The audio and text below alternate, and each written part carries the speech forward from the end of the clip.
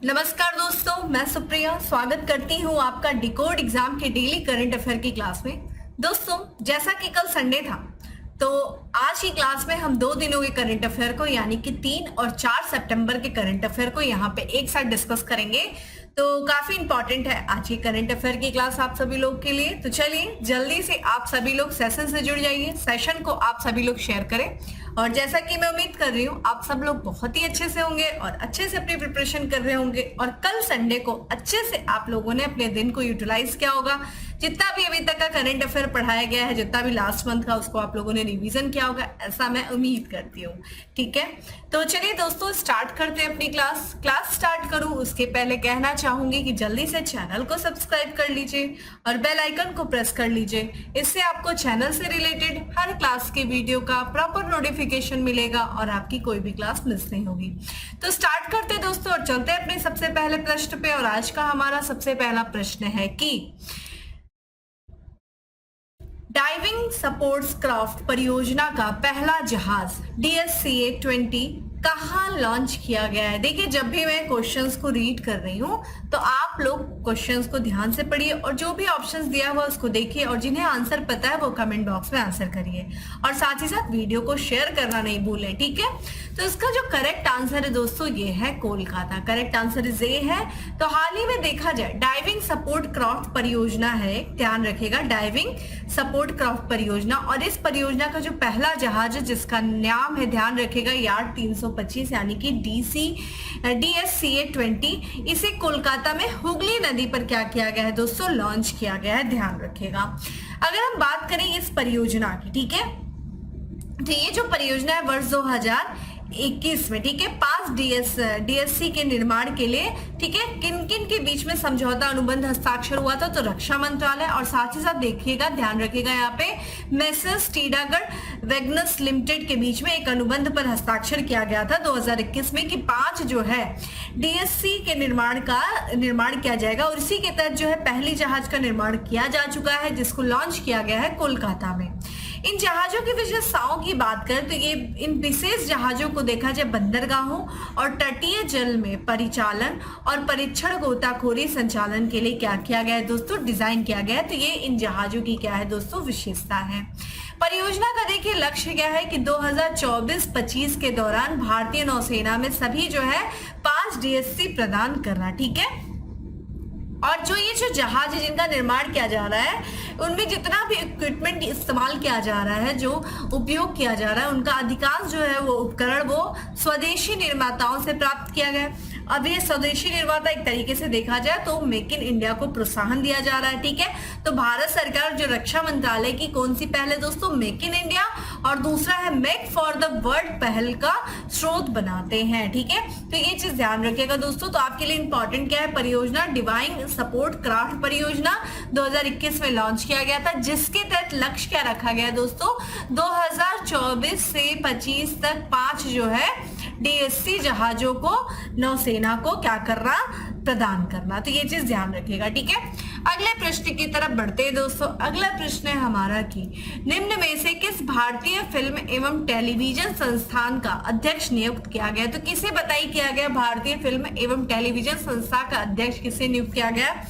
आपके सामने ऑप्शंस है, वीडियो को पॉज करें, कमेंट बॉक्स में आंसर करें। तो जिन्हें आंसर पता है फटाफट आंसर करिए और साथ ही साथ वीडियो को शेयर करिए और लाइक करिए। ठीक है, और इसका करेक्ट आंसर है आर माधवन। देखिए, इसके पहले कौन था, शेखर कपूर थे भारतीय फिल्म और टेलीविजन संस्था के अध्यक्ष। अब उनके स्थान पे आर माधवन जो कि अभिनेता और निर्माता है उनको नियुक्त किया गया है। तो ये फिल्म अभिनेता है और साथ ही साथ फिल्म निर्माता है। ठीक है, आर माधवन, उनको जो है भारतीय फिल्म एंड टेलीविजन संस्था का क्या किया गया दोस्तों, अध्यक्ष नियुक्त किया गया। किसे किया गया है, आर माधवन को। इससे पहले देखा जाए जो फिल्म निर्माता थे शेखर कपूर, वो अध्यक्ष थे और इनका जो कार्यकाल जो है वो खत्म हो गया था इनका 3 मार्च 2023 को। उसके बाद ये जगह खाली थी और अब जिसे भारतीय फिल्म और टेलीविजन संस्था का जो अध्यक्ष नियुक्त किया गया है वो अभिनेता और फिल्म निर्माता आर माधवन को नियुक्त किया गया। अगर हम इनकी बात करें इन्होंने किन किन फिल्मों में काम किया था माधवन ने, तो इन्होंने ठीक है, कन्नाथिल, मुत्ता मित्तल, रंग दे बसंती, 3 इडियट्स, विक्रम वेधा सहित कई जो है भाषाओं में फिल्मों में काम कर चुके हैं। और अभी इनको हाल ही में देखा जाए तो इन्हें जो है राष्ट्रीय पुरस्कार भी मिला है। कौन सी फिल्म के लिए? तो देखिए जो फिल्म है रॉकेटरी द नामांबी इफेक्ट, इसमें इन्होंने ना सिर्फ जो कि मुख्य भूमिका निभाई बल्कि इस फिल्म के निर्माता भी थे, निर्देशन भी किया था इन्होंने, ठीक है। तो इस फिल्म के निर्देशन के लिए इनको जो है राष्ट्रीय पुरस्कार भी मिला है। कौन सा? रॉकेटरी द नामांबी इफेक्ट, ठीक है। तो ये चीज ध्यान रखिएगा। किसे नियुक्त किया गया दोस्तों? भारतीय फिल्म और टेलीविजन संस्था का अध्यक्ष आर माधवन को। आइए इसी के साथ कुछ और भी नियुक्तियों को हम लोग पढ़ लेते हैं। देखिए ब्रिटेन के जो प्रधानमंत्री हैं ऋषि सुनक, उनके करीबी एक भारतीय मूल की हैं जिनका नाम है क्लेयर कॉटिनो। क्लेयर कॉटिनो को जो ऋषि सुनक है, प्रधानमंत्री ऋषि सुनक ने मंत्रिमंडल फेरबदल किया, जिसके दौरान उन्होंने उनको, किसको दोस्तों? क्लेयर को ऊर्जा एवं नेट जीरो मंत्री नियुक्त किया है। ध्यान रखिएगा, ठीक है। ये गोवा मूल की थी, ठीक है, गोवा से थी ये। इनके और अगली नियुक्ति की बात करें दोस्तों तो भारतीय सूचना सेवा के वरिष्ठ अधिकारी जिनका नाम है डॉक्टर वसुधा गुप्ता। डॉक्टर वसुधा गुप्ता को आकाशवाणी और आकाशवाणी समाचार सेवा प्रभाग के प्रधान निदेशक का कार्यभार जो है वो सौंपा गया है। तो ध्यान रखिएगा, आकाशवाणी और आकाशवाणी समाचार सेवा प्रभाग का प्रधान निदेशक कौन बनी दोस्तों? डॉक्टर वसुधा गुप्ता। इसी के साथ साथ दोस्तों बात करें अभी हाल ही में पत्र सूचना कार्यालय के प्रधान निदेशक, महानिदेशक जो है वो बने हैं, नियुक्त किए गए कौन? डॉक्टर, माफ करिएगा, श्री मनीष देसाई। श्री मनीष देसाई जो है इनको सूचना, पत्र सूचना कार्यालय का प्रधान महानिदेशक नियुक्त किया गया।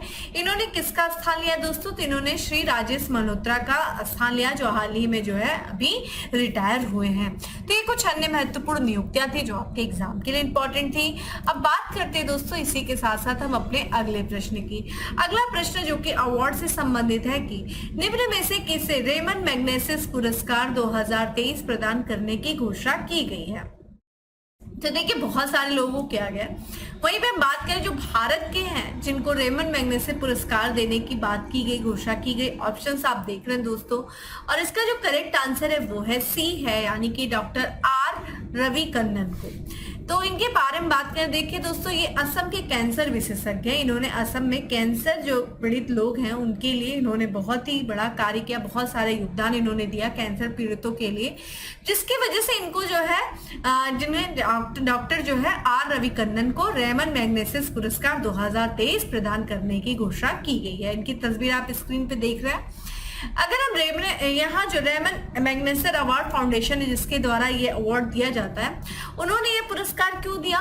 तो ये पुरस्कार जो कि इनका योगदान रहा है डॉक्टर आर रविकन्नन का असम में जन केंद्रित और गरीबों के लिए जो उन्होंने कार्य किया, अपने कार्यक्रमों के जरिए जो इन्होंने कैंसर का इलाज किया, कैंसर के इलाज में जो इन्होंने क्रांतिकारी योगदान दिया या फिर क्रांति लाने का कार्य किया, इसलिए जो है इनके योगदान को मान्यता प्रदान करने के लिए इस फाउंडेशन ने इनको रेमन मैग्नेसेस पुरस्कार देने की बात की है।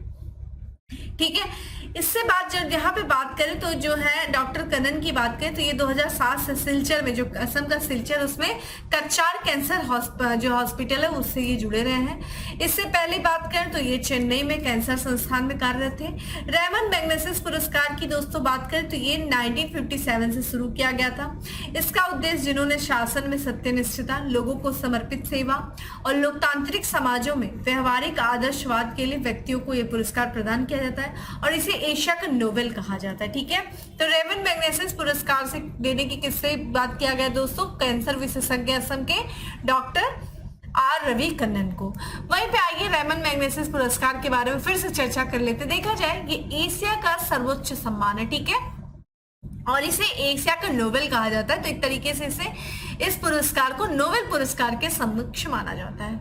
ये एशिया, देखा जाए ये पुरस्कार जो है एशिया क्षेत्र में जो परोपकार और सामाजिक सेवा के लिए व्यक्ति और संगठनों को प्रतिवर्ष दिया जाता है। इस पुरस्कार की जो स्थापना की गई थी 1957 में किया गया था, किसकी याद में? तो फिलीपींस के तीसरे राष्ट्रपति थे रेमन मैग्नेसेस, उन्हीं की याद में इस पुरस्कार की स्थापना किया गया था और उन्हीं के नाम पे इस पुरस्कार का नाम रखा गया था रेमन मैग्नेसेस पुरस्कार, जिसको एशिया का नोबेल कहा जाता है। आपसे ये पूछा जा सकता है कि एशिया का नोबेल किस पुरस्कार को कहा जाता है, तो ये चीज ध्यान रखिएगा। ठीक है, अब बात करते हैं हम अपने अगले प्रश्न की। बहुत इंपॉर्टेंट ये क्वेश्चन है कि केंद्र सरकार ने वन नेशन वन इलेक्शन पर किसकी अध्यक्षता पर एक कमेटी का गठन किया है? तो एक राष्ट्र एक इलेक्शन, एक चुनाव पर के पर विचार करने के लिए एक समिति का गठन किया गया है, ठीक है, कमेटी का गठन किया गया है केंद्र सरकार के द्वारा। किसकी अध्यक्षता में? ऑप्शंस आप देख रहे हैं दोस्तों, तो इसका जो करेक्ट आंसर है पूर्व राष्ट्रपति रामनाथ कोविंद जी की अध्यक्षता में। तो केंद्र सरकार ने, ठीक है, एक राष्ट्र एक चुनाव की जो संभावना है उसके बारे में पता लगाने के लिए दोस्तों एक 8 सदस्यीय, ठीक है, उच्च स्तरीय समिति का गठन किया है, ठीक है, जिसमें 8 सदस्य एक समिति का गठन किया है। जो समिति देखिए ये पता लगाएगी कि क्या संभावना है एक राष्ट्र एक चुनाव की, ठीक है, और इसमें 8 सदस्य होंगे। और इस समिति की अगर हम बात करें अध्यक्षता किसके द्वारा किया जाएगा, तो जो पूर्व राष्ट्रपति रामनाथ कोविंद है उनके द्वारा इस समिति की अध्यक्षता की जाएगी। इस समिति के अन्य सदस्यों की बात करें तो गृह मंत्री अमित शाह जी हैं, कांग्रेस सांसद अधीर रंजन चौधरी हैं, राज्यसभा के जो विपक्ष के पूर्व नेता थे दोस्तों लोकसभा गुलाम नबी आजाद, और 15वें वित्त आयोग के जो पूर्व अध्यक्ष हैं वो शामिल हैं, और कुछ अन्य वरिष्ठ लोग जो हैं वो इस समिति के सदस्य के रूप में नियुक्त किए गए हैं। ये जो समिति है ये तब गठित किया गया। देखिए अभी हाल ही में केंद्र सरकार ने ये निर्णय लिया कि एक विशेष सत्र बुलाया जाएगा संसद का 18 से लेकर के 22 सितंबर तक, ठीक है। ये विशेष सत्र जो बुलाया जाएगा इसका एजेंडा भी गुप्त रखा गया, यानी कि ये नहीं बताया गया है कि सरकार जो है ये जो विशेष सत्र बुलाई है संसद का वो किस उद्देश्य से बुलाई है, उसका उद्देश्य क्या है, ये एजेंडा गुप्त रखा गया। लेकिन ये उम्मीद की जा रही है कि ये जो 5 दिवसीय सत्र है इस दौरान एक राष्ट्र एक चुनाव विधेयक जो है वो पेश किया जाएगा, ठीक है।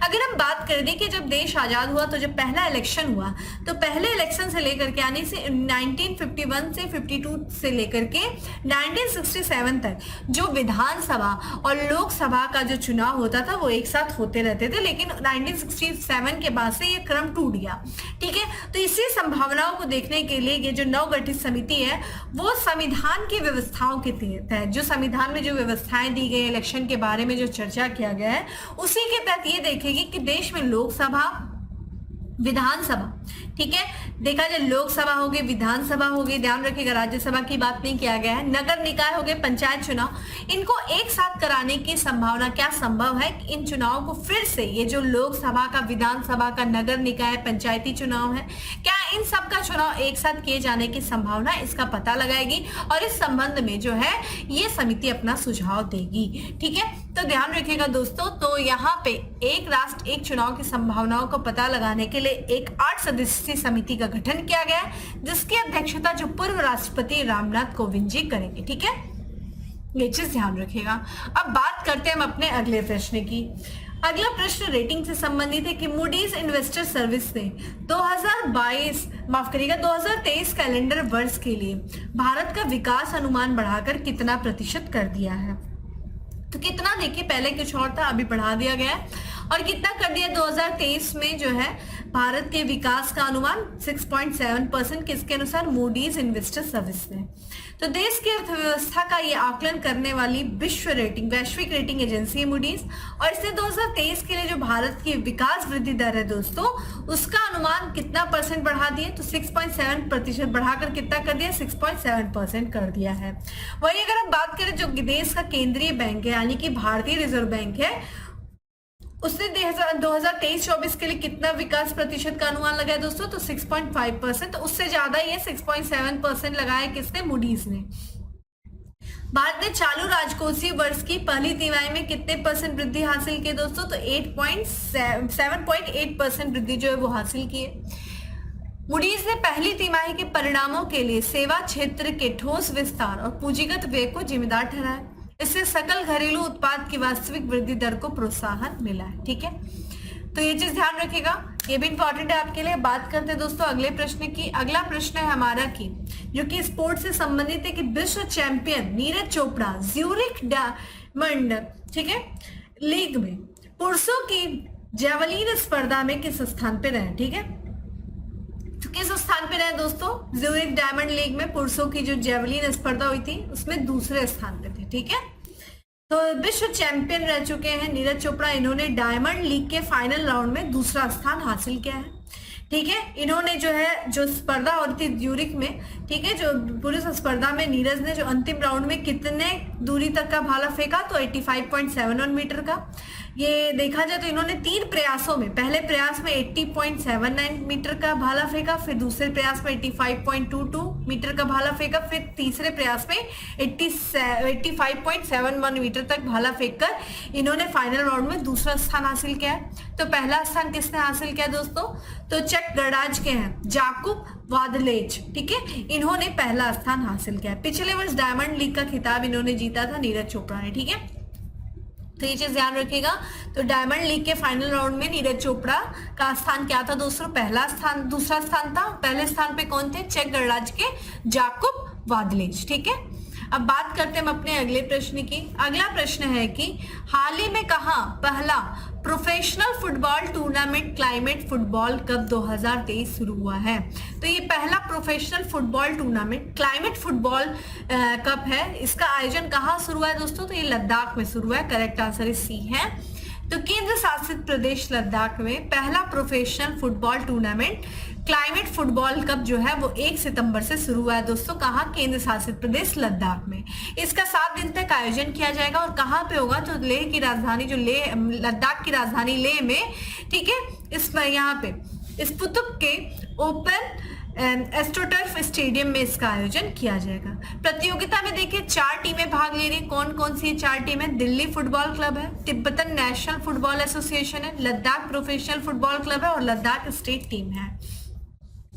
ओपन स्टेडियम जो है ये लद्दाख का अत्याधुनिक खेल सुविधा है। इस स्टेडियम की दोस्तों बात करें तो ये समुद्र तल से लगभग 11,000 फुट की ऊंचाई पर ये बनाया गया है और इस स्टेडियम में देखा जाए कृत्रिम घास लगाई गई है और ये जो कृत्रिम घास है ये प्रतिकूल मौसम में भी बनी रह सकती है। स्टेडियम के बारे में बात करें दोस्तों तो इस स्टेडियम को हाल ही में अभी खेलो इंडिया कार्यक्रम था, उसी के तहत ये बनाया गया है और इस स्टेडियम में लगभग 30,000 दर्शकों की बैठने की सुविधा है। और स्टेडियम की एक और खासियत की बात किया जाए दोस्तों तो ये विश्व के सबसे ऊंचाई पर बने जो स्टेडियम है उनमें ये शामिल है। ठीक है, 11,000 फुट की ऊंचाई पर है समुद्र तल से। ठीक है, ये चीज ध्यान रखिएगा। तो ये पहला जो है professional football tournament climate football cup है जिसका आयोजन लद्दाख में किया जा रहा है। ठीक है, अगले प्रश्न की तरफ बढ़ते हैं। अगला प्रश्न है कि केंद्रीय स्वास्थ्य मंत्री ने किस राज्य में अमृता पटेल सार्वजनिक स्वास्थ्य केंद्र का उद्घाटन किया है। तो अमृता पटेल सार्वजनिक स्वास्थ्य केंद्र का उद्घाटन किया गया है केंद्रीय स्वास्थ्य मंत्री द्वारा, किस राज्य में किया गया है। तो करेक्ट आंसर है डी, गुजरात में। ठीक है, तो केंद्रीय स्वास्थ्य मंत्री मनसुख मांडविया ने गुजरात के आनंद में, ठीक है, अमृता पटेल सार्वजनिक स्वास्थ्य केंद्र का उद्घाटन किया है। अमृता पटेल सार्वजनिक स्वास्थ्य केंद्र की बात किया जाए दोस्तों तो इस केंद्र की स्थापना जो की गई है वो डेयरी उद्योग और सार्वजनिक स्वास्थ्य दोनों में जो अग्रणी डॉक्टर अमृता पटेल के सम्मान में किया गया है। ठीक है, डेयरी उद्योग में भी और सार्वजनिक स्वास्थ्य दोनों ही क्षेत्रों में ये अग्रणी थी डॉक्टर अमृता पटेल। उन्हीं के सम्मान में अमृता पटेल सार्वजनिक स्वास्थ्य केंद्र की स्थापना की गई है। डॉक्टर अमृता पटेल के बारे में बात करें दोस्तों तो इन्होंने डेयरी उद्योग में प्रमुख पद होते हैं उनमें काम किया था, जिसमें कि अमूल की पहली महिला कार्यकारी और एनडीडीबी की अध्यक्ष भी शामिल थी। वह भारत में गरीबी, ठीक है, ग्रामीण गरीबी विशेष करके जो महिलाओं के स्वास्थ्य और आजीविका में सुधार के लिए समर्पित थी। और डॉक्टर पटेल को देखा जाए उनके डेयरी उद्योग में योगदान के लिए क्या मिला था दोस्तों, पद्म भूषण। उन्होंने जो पर्यावरण संबंधी कार्य किए थे उन पर्यावरण संबंधी कार्य के लिए, ठीक है, उन्हें इंदिरा गांधी पर्यावरण पुरस्कार से भी सम्मानित किया गया था और लगातार वो श्रेष्ठ बिजनेस वुमेन के रूप में भी उनको पहचाना गया। उन्हें जो है Mahindra Samriddh India agri lifetime achievement award से भी सम्मानित किया गया। तो ये विभिन्न उपलब्धियां हैं डॉक्टर अमृता पटेल की और इन्हीं के सम्मान में जो है सार्वजनिक स्वास्थ्य केंद्र का उद्घाटन किया गया डॉक्टर, ठीक है, केंद्रीय स्वास्थ्य मंत्री डॉक्टर मनसुख मांडविया जी के द्वारा। कहां पे दोस्तों, गुजरात के आनंद में। अगले प्रश्न की तरफ बढ़ते हैं कि हाल ही में चर्चा में रहा आत्मनिर्भर भारत रोजगार योजना किस वर्ष शुरू हुआ। तो किस वर्ष दोस्तों शुरू किया गया, तो करेक्ट आंसर बी है 2020 में। ठीक है, तो आत्मनिर्भर रोजगार योजना ने रोजगार सृजन को बढ़ावा देने और कोविड महामारी के बीच पुनर्प्राप्ति प्रयासों में सहायता करने में अपनी प्रभावशीलता का प्रदर्शन करते हुए अपने प्रारंभिक रोजगार सृजन लक्ष्यों को पार कर लिया। तो जो कुछ भी जो ये आत्मनिर्भर भारत रोजगार योजना जिन लक्ष्यों को प्राप्त करने के उद्देश्य से स्थापित की गई थी, बनाया गया था, उसने अपने प्रारंभिक रोजगार सृजन लक्ष्यों को इसने भी हाल ही में क्या कर लिया, पार कर लिया, जिस वजह से ये योजना चर्चा में। इस योजना की दोस्तों बात करें तो देखिए, रोजगार के नए अवसरों का सृजन करने के लिए या फिर नए नए रोजगारों को बनाने के लिए, अवसरों को सृजित करने के लिए, उनको प्रोत्साहित करने के लिए इस योजना की शुरुआत जो की गई थी वो अक्टूबर 2020 में की गई थी। ठीक है, और इसमें देखा जाए जो नियोक्ता थे, जो ईपीएफओ यानी कि कर्मचारी भविष्य निधि संगठन के साथ पंजीकृत उद्यम थे, उन उद्यमों के नियोक्ताओं को वित्तीय सहायता प्रदान करके अपने लक्ष्य को हासिल किया है। इस योजना का उद्देश्य देखिए विशेष रूप से ऐसे व्यक्तियों के लिए रोजगार उपलब्धता को प्रोत्साहित करना जिन्होंने महामारी के कारण अपनी नौकरी खो दी। तो ये देखा जाए हर किसी को नहीं, विशेषकर उनको ये लक्षित करती जिन्होंने कोविड महामारी के दौरान जिन लोगों ने अपनी नौकरी खो दी थी, उनको ही जो है रोजगार उपलब्ध हो, इसके लिए जो है प्रोत्साहन देना इस योजना का विशेष उद्देश्य था।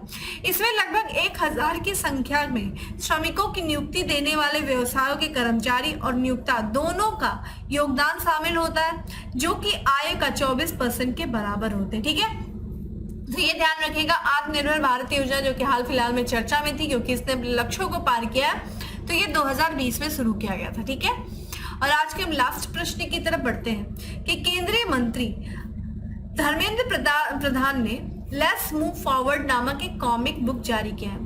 इसे एनसीईआरटी और निम्नलिखित में से किस संस्था के द्वारा संयुक्त रूप से विकसित किया गया है? तो इस जो है लेट्स मूव फॉरवर्ड जो कॉमिक है, इसको एनसीईआरटी और किसके द्वारा जो है इसे संयुक्त रूप से विकसित किया गया है? तो दोस्तों ये किया गया यूनेस्को के द्वारा। ठीक है, तो यहाँ पे हम बात कर रहे हैं दोस्तों कि जो शिक्षा मंत्रालय ने नई दिल्ली में एनसीईआरटी और यूनेस्को द्वारा जो संयुक्त रूप से एक कॉमिक विकसित की गई है, बुक है जिसका नाम है लेट्स मूव फॉरवर्ड, जो है उसका अनावरण किया गया है। तो एनसीईआरटी और यूनेस्को के द्वारा इसको संयुक्त रूप से विकसित किया गया है। यह साझेदारी स्कूल स्वास्थ्य और कल्याण कार्यक्रम के उद्देश्यों को आगे बढ़ाने की दिशा में महत्वपूर्ण कदम है। तो ध्यान रखिएगा, एक कार्यक्रम है जिसका नाम है स्कूल स्वास्थ्य और कल्याण कार्यक्रम।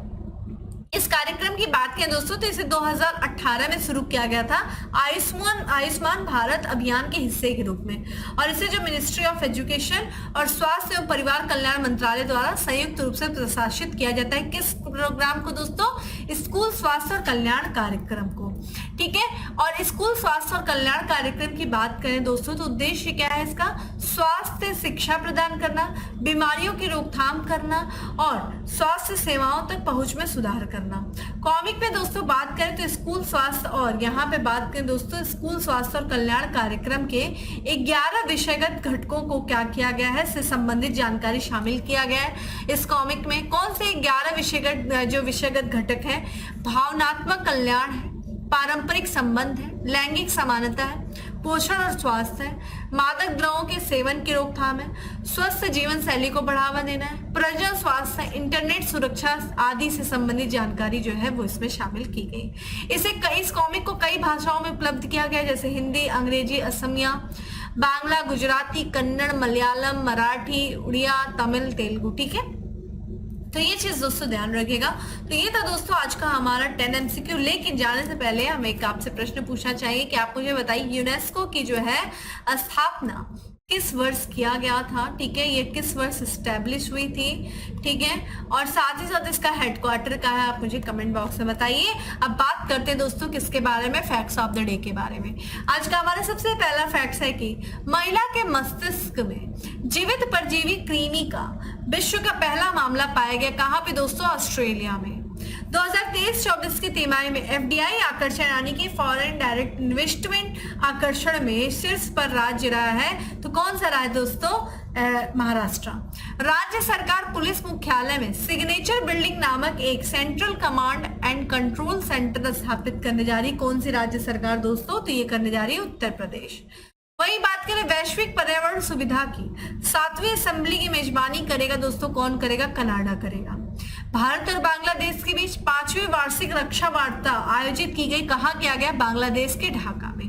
तो दोस्तों ये था आज का हमारा करंट अफेयर। उम्मीद करती हूँ आपको अच्छा लगा होगा। अच्छा लगा है तो लाइक कर दीजिएगा, ज्यादा से ज्यादा लोगों को शेयर कर दीजिएगा। और डेली करंट अफेयर की जो पीडीएफ है वो टेलीग्राम ग्रुप पे अवेलेबल है, जिसका लिंक आपको डिस्क्रिप्शन बॉक्स में दिया हुआ है। जाइए डाउनलोड करिए, ना सिर्फ डाउनलोड करिए बल्कि अपने शॉर्ट नोट्स बनाइए, रिवीजन करिए। फिर मिलते हैं दोस्तों अगले सेशन में, तब तक के लिए bye. Have a good day, stay safe and stay happy.